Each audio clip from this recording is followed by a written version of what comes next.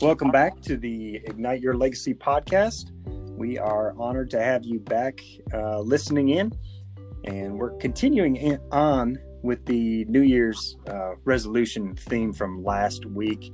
We discussed trying to make an action plan for each child individually, what that looks like, what kind of goals you have. And in that, I wanted to keep that momentum going by diving into the idea of mentoring your children. Now, by definition, mentoring means to advise or to train. And biblically, Proverbs 22:6 tells you to train up a child in the way he should go, and when he is old, he will not depart from it. Now, that's important. It's a huge responsibility to be a dad, and I fall short myself sometimes with this, but it's a constant thing that we need to do to pour into our kids to develop them into what God created them to be. No pressure, of course, but on the line today, I've got a great friend of mine. His name is Chris Elledge. He is the founder of a nonprofit called Fahrenheit Real Life Mentoring. Hello, Chris. Hello, Tim. Thanks for having me on today. Awesome. Glad you could be here. So I kind of want to go back with you for a little bit, and wanted to get into your adolescence a little bit, and I have a question of what mentoring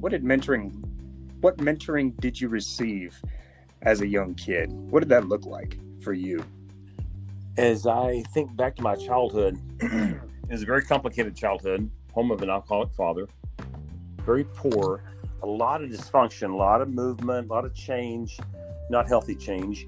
And as I look back, I don't really recall much mentoring at all that I was given. When I was a little bit older, in my teenage years, there was a pastor who became a bit of a father to me. But even in that, he wasn't so good about having deliberate conversations with me. So, short answer, I really didn't have mentoring. And this is part of the passion that I have for it, because what I've seen, what I see it can do in a person's life, especially a man's life as a man. So didn't have much growing up. Interesting. So I'm guessing that's kind of what prompted you to really, as an adult now, start this mentoring nonprofit.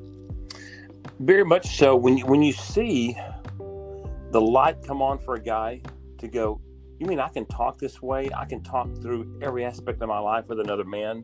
There's another man on the planet who'll walk a journey with me, who will understand the good, the bad, and the ugly of my life, where shame and guilt are not allowed, but accountability, because he loves me, is there. It's amazing what that does to a man's heart and mind, Tim. And when I see that, it's a motivator again and again. And I say this, when I mentor a guy, or if you're mentoring a guy, you don't just mentor that guy. When you speak into their lives so deeply, like we're going to be talking about, you actually impact their wives if they're married. You impact their children. You impact the people they work with. Sure. It doesn't just stop with that person. Yeah, that's great. I mean, that's really the Bible in play. This is Acts, right? We're supposed to have this fellowship with other men. Because man, there's some things I'm going to come across as a dad that I'm going to be blindsided. I've not seen this or crossed this bridge before. Man, let me holler at such and such, because I got a feeling they already went through this. And man, it's just being transparent and open and willing to pour into somebody else, another dad, and have a fellowship of dads where you can bounce things off of each other. So I think this is kind of what this is. I mean, that's the heart of Ignite right there. But the mentoring piece is something I really wanted to focus on. What does that look like for, because I assume that most of your clients are adults, but what does that look like for a juvenile? What does mentoring look like for a juvenile? Yeah. Do you come across that much? I mean, I'm guessing most of your clients are adults, but how do we mentor our own kids? What kind of things can we do within the home on a daily basis that really mentors them to be what God created them to be. Well, it sounds almost too simple, right? But real conversations is where it begins. Okay, Yeah. Choosing it doesn't just happen in a home naturally. Many times, I can say, "Hey, let's get together sometime and Tim and have a conversation or just connect." Okay, unless we're deliberate about it and intentional, that may not happen. So we could get together as two guys and have good intentions, but unless one of us initiates the conversation to go below the surface, it could end up just being a surface conversation the whole time.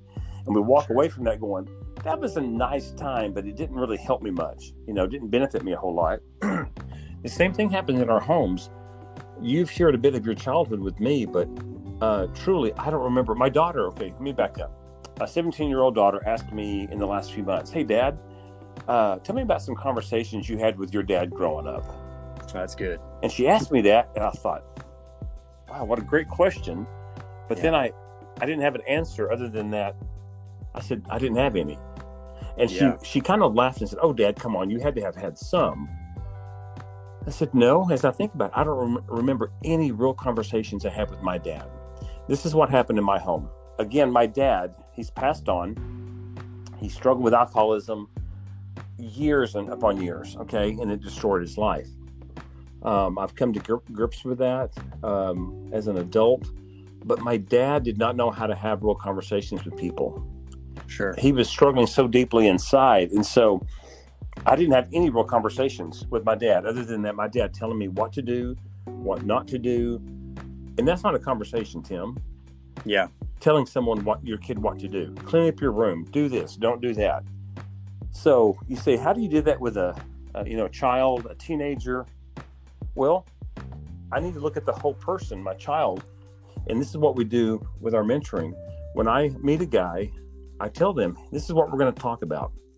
Everything that involves your life at some point. Not in one conversation, obviously, but over time, we're going to look at what we believe are 6 areas that make up a person's life. So can I share those with you briefly? You sure can, but I'm just seeing, I'm thinking about the permission that a man gives you in this back and forth of allowing you to ask any question, right? In the mentoring process.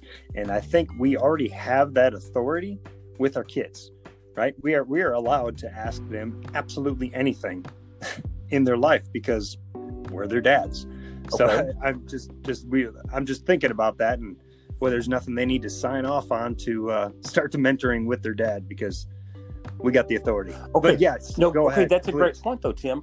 Well, let's say, as a dad, my daughter, my son, they've reached the age of 15 years of age. Okay. And I've never had real conversations with them. So based on what you just said, yes, as a father, I have the right to have conversations with my son or daughter. Yeah. But if I've not done that, and it may be out of ignorance, I may not know how to do that. Okay. But let's say they're a teenager, and I decide all of a sudden, I'm going to start having real conversations, and I'm going to ask my son or daughter to talk about every area of their lives. Can you see where it can be complicated for them to do that all of a sudden? Sure. And so as time passes, as our children grow, and this should really stir us as parents, we can lose the right and the privilege to talk to them about anything that they'll receive, actually. Yeah. No, I'm hearing what you're saying, and that's the importance of starting young. I mean, just developing that safe space where we can actually sit down and talk to, our 5-year-old boy, right? Our 7-year-old boy about some real topics and not really sugarcoating anything, but really talking about where he is in life and age appropriate, of course, having some serious talks about what it all means and developing that safe space where you can continue to circle back and have that talk again, and develop a plan that's comfortable for you. Maybe so often, every couple of months, you sit back and circle back with them. Well, I think it's both. Let's say every so often having a deliberate real conversation with your son or daughter is good. To set aside a day, maybe an hour or two, get away and do some of that. That's important. But what I think is even more critical sometimes is having it a part of the daily rhythm of your life with that child. To say, when you ask a child, they come home from school and say, how was your day? And if it was stressful for them, I can look at them and say, oh, it's no big deal. But for them, it's a big deal, Tim. And so what if I stop and really listen to them and let them tell me that they felt bullied that day, or they felt embarrassed because they didn't have an answer, or they were made fun of at school. And as an adult, I've been through that. I go, it really won't impact your life that greatly at the end of the day down the road. But today, it's really a big deal for them. So if I really listen to them and help walk them through that does something that builds a bonding with a parent and a child, that they know, Dad really, he listens to me. He cares about my situation. They may not be able to put it in those words at the time, but it will build it in their hearts and minds. And they will come to Dad and or Mom down the road and share more difficult situations they're in. Man, I love it. It really begins with a basic conversation and then listening well. Sure. Yeah, I love it. That sounds great. I mean, it's a lot of work, right? It's not what a dad wants to do every day he gets home from work, but it really, eventually the goal is to have them reach out to you when they're something, something bad happens, or when they have questions about something. You want them to reach to you. I know for myself, I unfortunately reached out to others when I was a young adult, and man, I got a lot of misguided advice that I took and ran with, and it set me down a terrible path that took me a long time to recover from. You really want to create that space to where they come to you with questions, right? And so are you saying that your peer group, is that where you got information from? Yeah, it was somebody outside of the home. It was friends of mine and their family. Yeah, so beginning with just simple conversations, because they will develop into deeper conversations over time. The word trust is an amazing thing. When I know that I have trust with a person, that I can talk to them about something that's maybe hidden in my head or heart that I'm struggling with, and they treat it well. They treat it with respect. They don't shame me or guilt me, but they just listen and try to understand me. Trust is built with that person, and it goes deeper over time. And the next time they do that, and it happens again. And so with our children, I want to speak. It's important as a dad to speak truth into our children's lives that they can't even comprehend yet. Yeah. I want to speak things for them in the future that they can't even focus on or imagine right now. That's good. One of my biggest challenges as a mentor, Tim, and I can see dads maybe struggling with this for their children at some point. Sometimes as a dad, you want more for your child, your son, than they want for themselves, than they can imagine for themselves. And so it takes the dad taking that lead. I know you don't believe this today, or you can't see this for yourself, but I see this in you, and I'm not going to let go of it. I believe this for you, for your future. That does something to a son when a father can do that for him. Yeah, that's good. I mean, just building them up and speaking life into their life, and I think that's a great action step. So for this year, going back with the theme of building a plan for each child individually, I think this mentoring piece that we're adding to the equation here is just basically as an action step. We kind of just set aside time. Is that what I'm hearing to be a great action step with each one of our kids? It is, but this is what I find that happens. Many dads don't feel confident enough, don't feel equipped enough If you were to say, I want you to mentor your son this year or your daughter, they go, how do I do that? And so, Tim, what I'm finding is this is part of our work with Fahrenheit Mentoring is that we want to help find mentors for dads so they are better equipped to mentor their children.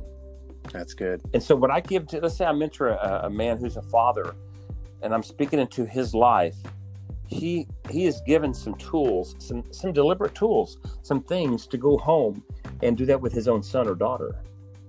And so what's happening here, the father is becoming more confident to mentor his son or daughter, because in the beginning, he doesn't know how to do that. He was never given those tools. And that's true. A simple example is this. We're working on a fear, what we call a fear tool, the impact of fear, how fear impacts our lives in all areas. What if I taught a guy, a dad, how to look at his own fear and really assess it and deal with it appropriately, where it doesn't control him anymore? Can you see how that would impact a conversation with his son or daughter who are also dealing with some kind of fear? Absolutely. One of my challenges, I may have shared this with you when one of the first times we met, I grew up in church. I came to Christ at the age of 9. Okay.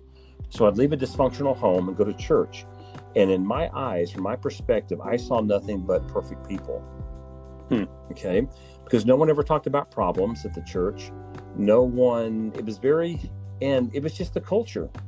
It was kind of surface for the most part. But I knew all the struggles we had at home. I also knew all the struggles I had in my head as a young boy, as a young teenager. But no one ever talked about it. And so I looked at myself and thought, man, I'm the one with problems. I've got issues. Everyone else is just fine. And so someone could say, well, Chris, I'll pray for you. Thank you for that. I really mean that. Or share a scripture with me. I'd hear a sermon. I'd hear a Sunday school lesson. But Tim, we're human. Could someone sit down with me? Could another man sit down with me and practically walk through some aspects of my life? It should have been my father, but he didn't know how to do that. Right. And he never received the tools from his father, probably. And it's in my family, it's a breaking of a cycle. It's what I'm doing. It's opening up the doors, because I know my boy is going to be pouring into his son and on and on and on. It's a generational change that we need to make, and we need to be intentional about doing it. I love it, Chris. I really appreciate it. I appreciate the words, and I just know that for me, there's some things that I need to plan out, and there's some time I need to set aside personally. But if you would like more information on the mentoring for yourself, please visit FahrenheitMentoring.org and get with Chris. He has blessed my life immensely in just his friendship and his fellowship. And I highly recommend talking with him and maybe gaining some tools that you can use within the home. So, Chris, man, I thank you for your time. Tim, I appreciate your time and this opportunity, because we do have similar backgrounds, and it's interesting what God has us both doing. Yeah, it is. And I don't believe it's by chance at all, sir. I believe I met you on purpose, and I look forward to serving him with you, man, for years and years to come. I'm right there with you. I know that God has put you in my path, and we're going to learn and help each other as well at the same time, and help other men, help other dads impact their sons. I mean, you're talking generations again. Today's a new day. If you haven't had it before, today's a new day. There's hope for you as a dad. Yeah. Whew. Thank God for that mercy and that grace, man. Well, thanks again. Thank you for listening in, guys. I appreciate the subscriptions, and if you have not subscribed, please click on the subscribe button so that you get you're on top of future recordings and podcasts. And we'll be putting another one out here real soon, so please stay tuned, and God bless you.